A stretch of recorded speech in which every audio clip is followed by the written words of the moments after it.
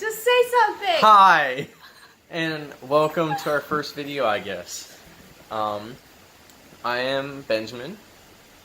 This is my wife, Hannah. I'm Hannah. We want to go and start making videos about, I guess, like our military experience and like what we're doing because we're both dual military. We live kind of a crazy life because we have 4 dogs. We're stationed up at Fort Drum.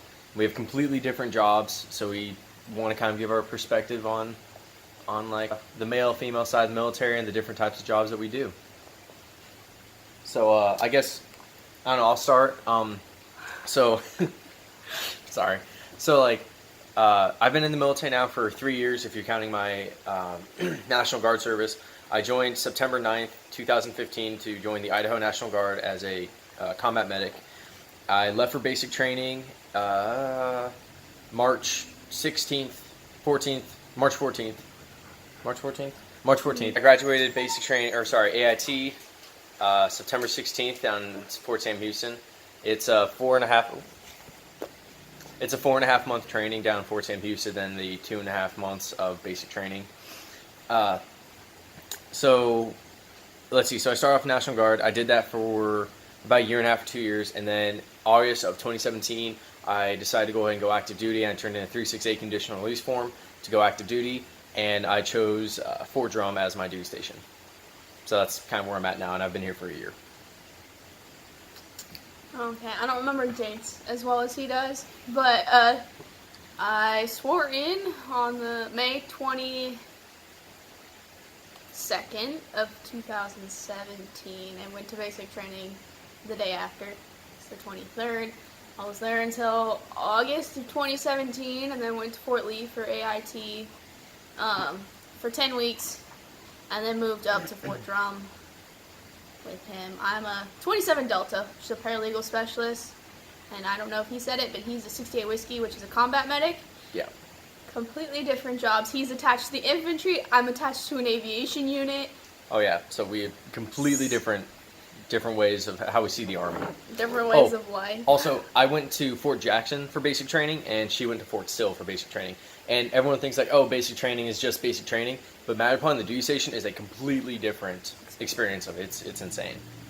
So, I don't know, what do you have our notes? Yeah, so I think this first video we're just gonna talk about basic training and some of our like advice for people going to basic training, because I feel like everyone wants advice going on that. I know before I went, I was looking at videos of like the female perspective of basic training, and there weren't really very many videos on the female side, so just figured that we should make one. We both went to different basic training spots. We're both different MOSs, but we have some similar stories, but it's a very different experience overall. Mm-hmm. So I'm gonna talk about reception first. So my reception was way different than hers, but so I got to reception at Fort Jackson, and I remember thinking that it was gonna be pure hell. That the second we get off, it's just gonna be insane smoking. We're not, like they're gonna take everything that's pretty much not military issued like away from us. It was just gonna be crazy on that first day. Went out of focus. In focus. Out of focus. I don't know. Whatever. I'm gonna keep going. But so I got there, and it's like, the original thing you can think of. Some big drill sergeant that you are scared of steps on the bus, and he says, like, you have, like, some crazy unreasonable number. I think he said we had, like, 20 seconds to get all the trash off the bus and get everyone else off the bus and unload our luggage from underneath of the bus, too. And then we ran outside, and then these little yellow footprints. We went and stood on those. And then, obviously, we didn't make it off the bus in 20 seconds or whatever. So then he smoked us. We did like 10 push-ups or something like that just to show us like, oh, you're in the Army now, we can tell you what to do. And then we went inside and basically just watched a whole bunch of like videos like welcome basic training, our dog is coming into frame, a whole bunch of videos about like you're welcome basic training, this is the United States Army, and then like a list of like these are items you're not allowed to have. And most of those are like pretty common sense stuff. Like you're not allowed to have any weapons on you. You can't have any cigarettes, vaporizers, no drugs at all. No ibuprofen, anything like that. Yeah, anything. Like any drugs. But the thing is that don't worry, because you're not going to get in trouble if you have it on you. Because after they tell you about this, you go to this one spot called an amnesty room, and you go in there, and it's literally, they've got 2 cans. One's a trash can, one's an amnesty box. And so the trash can, it's completely anonymous. They don't know your name yet. They don't know who you are. You just go in there, and if you have any of that stuff, you can throw it in the box. Kind of sucks if you bring like a $400 knife, but you should have known better than to take a $400 knife to basic training with you. But you got to throw that in the amnesty box, because if you don't, when you get to the next room, if they find that you still have any of those confidential, or not confidential, those I guess any of those items that you're not supposed to have, they will confiscate it first of all, and then if it's bad enough, like if it's drugs or like a gun or something like that, they can go ahead and they can charge you, and you will be kicked out of the military. And technically, you're part of the military, so they can even give you a dishonorable discharge for that kind of stuff. Righter. After that, at that point, it was around like midnight or 1 a.m. They took us to. Sorry, our dog is being crazy. To the amnesty room, we got put into this big classroom where we were assigned our roster number, which is, for me, it was just your first initial, last initial, and last 4 of your social security. And then we pretty much just sat in there, honestly, for like 4 hours and just watched the drill sergeant in front of us just kind of stare at us. I remember one of the kids got smoked, though, because he had gum in his mouth, and we weren't allowed to have gum. And when they told him to spit it out, he pretty much like said F off to the drill sergeant. So he had to run around our room for the 4 hours, which is kind of entertaining, you know, when there's nothing else to do. That was kind of cool. After that, we got issued our stuff. So at this point, it's around like 3 or 4 a.m. So then we went and got issued our PTs, because we were supposed to sleep in the only uniform you're allowed to sleep in at basic training is PTs.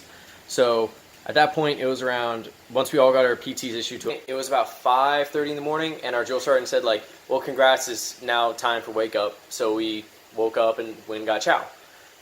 The rest of reception was pretty easy. It was just walking around, getting issued stuff, going to medical, getting like all of our shots updated, hearing, vision. And for me, I had my phone the whole entire time. During the day, I wasn't allowed to use it at all. Like, you weren't supposed to be seen with it. But at nighttime, when you got into the barracks, it was pretty relaxed. Like, we didn't have to make our bed. Sorry, I had an alarm going off. We didn't have to make our bed. We didn't have to, well, we had to make it look nice, just not crazy nice. We didn't have a way to do our lockers yet. And we could pretty much do whatever we wanted to when we got in the bay at night.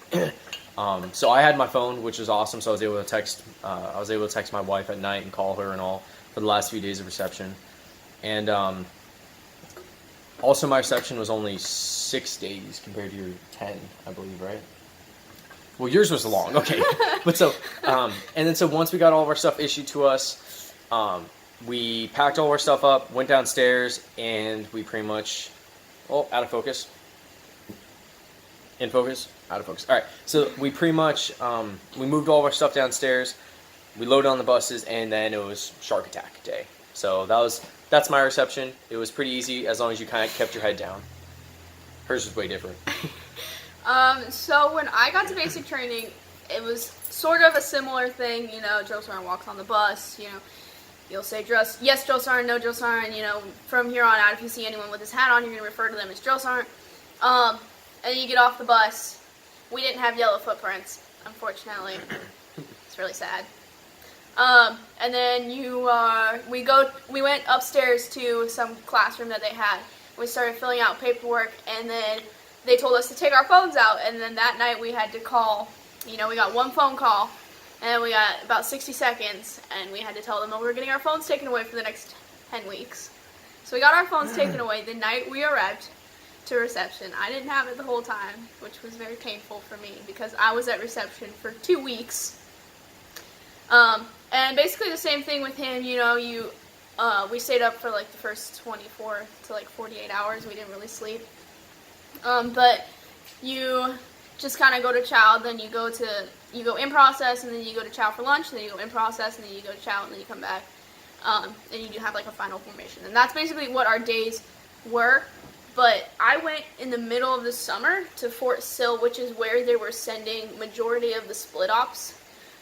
If you don't know what a split op is, it's a high school junior who has their senior year left to do, so they'll go to basic training during their junior year, their summer during their junior year, and then they'll go back to school for their senior year and then go to AIT the next summer.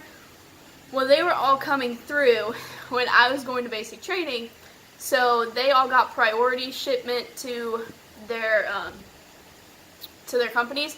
And the way that Fort Sill works, like Fort Jackson will ship out a battalion's worth of people, but Fort Sill will only ship out a company's worth of people every week.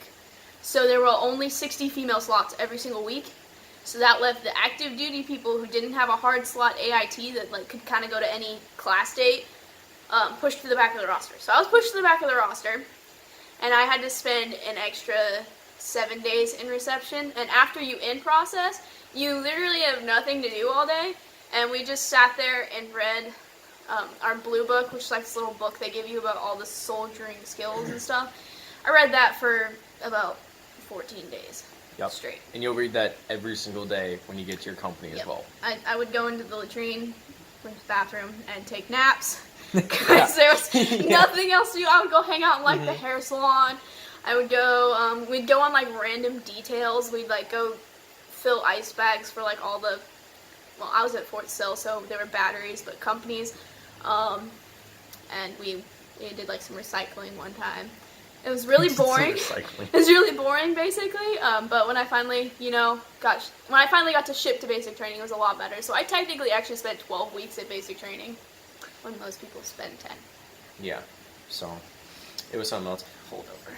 Little tip though. So when you go into basic training, they are going to cut off all of your hair. I don't care what your recruiter says or whatever, because there's some guys that came to mind that had like hair down to here, and it was crazy. Their faces looked so sad. Yeah, like mohawks, gelled up hair, looking all fancy and stuff, and like they looked like so sad when the hairdresser just all their hair off completely bald, because they're gonna do that with no matter what to every single guy.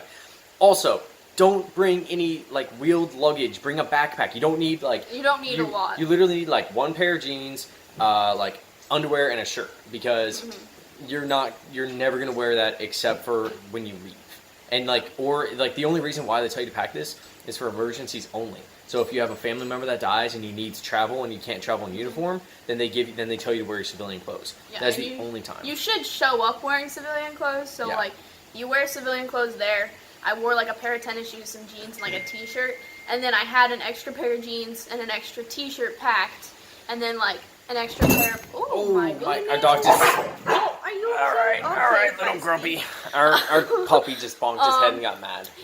And I brought just like an extra pair of underwear and like an extra bra, and that's literally all I had, other than like toiletries that I knew I wouldn't be able to get there, and I just had a backpack. And literally, there were some people that showed up with suitcases, and the drill sergeants will get on you about that. If you bring a suitcase during shark attack, so for me, my shark attack was different than hers as well. So for me, we got off the buses and we had to run about half a mile or so. We had to carry our laundry bag. So we have 2 duffel bags that's issued to you, and you fill that with your own gear. That got shipped over with a truck, and they moved that to the company area. But for me, I had to run with my laundry bag that they issued to you and whatever civilian bags you brought.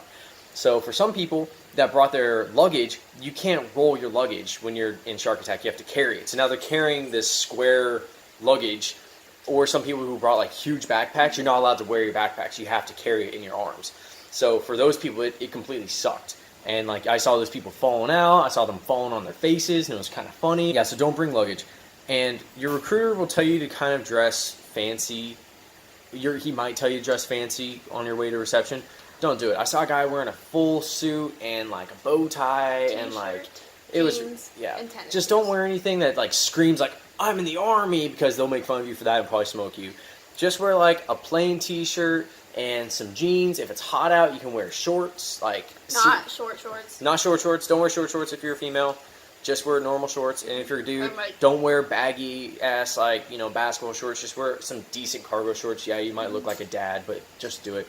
Wear tennis shoes. Don't be crazy going out there wearing all that stuff, because those shoes that you also bring to wear are what you're going to wear until you get issued boots, which are like 2 days down the road. So if you're wearing dress shoes, you're going to be wearing those dress shoes for like 2 days. In PTs, sometimes. With green socks. It's a great look. With green socks. Yeah. And don't buy brand new tennis shoes for basic training. You're going to get issued. You're not going to get to use them. You're going to get issued tennis shoes to wear. You're not going to get issued them. You're going to be forced to buy them. Sorry, you're going to be forced to buy it, and it kind of sucks. They're ugly. They're ugly, and they cost like $80, and they really suck. So you're going to they're gonna burn them and throw them out the second you can. So like, my shark attack experience was a lot different than his shark attack. We had reservist drill sergeants going through during our cycle of basic. So we had, at times we'd have anywhere from 3 drill sergeants to 5 or 6 drill sergeants per platoon. So we had a lot more drill sergeants, and we didn't load up on a bus. We walked, but we loaded up our bags into LMTVs, and then they took our bags over there, and they just dumped them all out on the front lawn. Every platoon was mixed together, all out on the front lawn, and we marched over there. They give you about 30 seconds to get all of the bags sorted by platoon and into a formation, and of course that doesn't happen, so they'll smoke you. They smoke you a ton, and then they'll go up. You go upstairs and you see your bay for the first time. And I mean, they weren't horrible. Like, I honestly thought they were gonna be a lot worse than they were, but they definitely weren't nice. I mean, you're living 3 feet away from people. Like, I was on a bottom bunk, so there was someone 3 feet above me, someone 3 feet to the left of me, someone 3 feet to the right of me. Like, you have no personal space, and I mean, at least the female bay didn't smell horrible, which was nice. The male bays will smell horrible.